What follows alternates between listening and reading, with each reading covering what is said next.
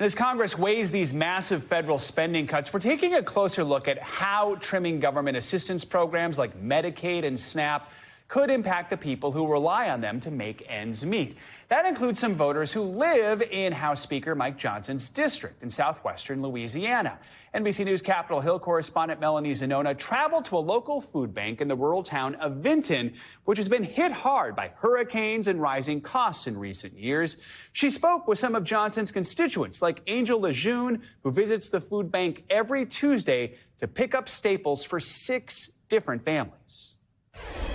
How important is this for the people that you're picking up for to get this food every week? Oh, it's very important. They, like I said, they lost their jobs, lost their homes, lost their cars, lost everything, basically.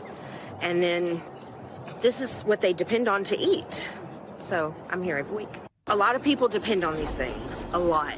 And Melanie Zanona joins us now from Vinton, Louisiana. Mel, good to have you with us. So let's recap here. The Congressional Budget Office put out that report last week that said cuts to Medicaid will have to be on the menu if Republicans want to meet their goals of slashing $880 billion in government spending.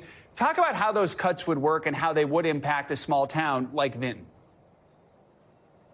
Yeah, well, any cuts to Medicaid or SNAP, which is food stamps, would be devastating to the community here. In talking to some of the people who actually live here, this is a really small and rural town.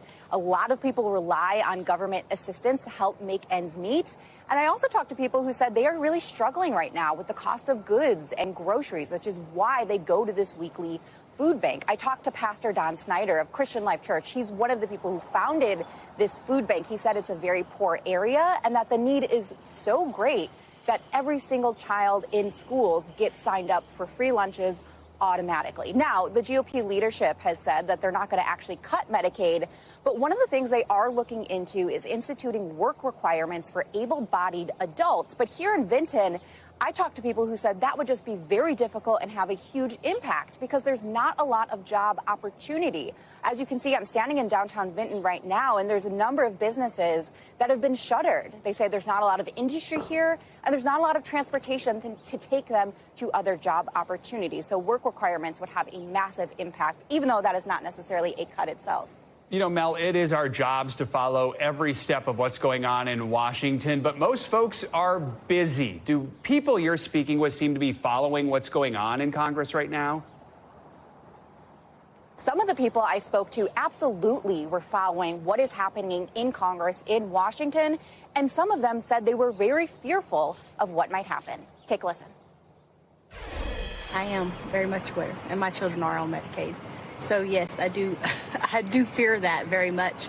And they make it to where insurance isn't really affordable with our companies. And my company doesn't even provide insurance. So we don't have many options. My grandson receives some assistance from the state. So how important is it to have these additional resources to help you take care of him? Oh, I don't know what we do without him. I really don't. It's been tough. I appreciate what Doge is doing, but I feel it's Congress's decision. The final decision needs to come from Congress. I would tell them to help us out. Help us. People are hurting out here. And you may be from Louisiana, but you're the House Speaker. Cross the aisles, do whatever you got to do. Work together.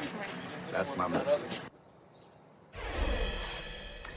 Now, this is a very red Republican district in a very red state. And some of the people I spoke to said they voted for Speaker Mike Johnson in the election, but they are also imploring him to protect their benefits.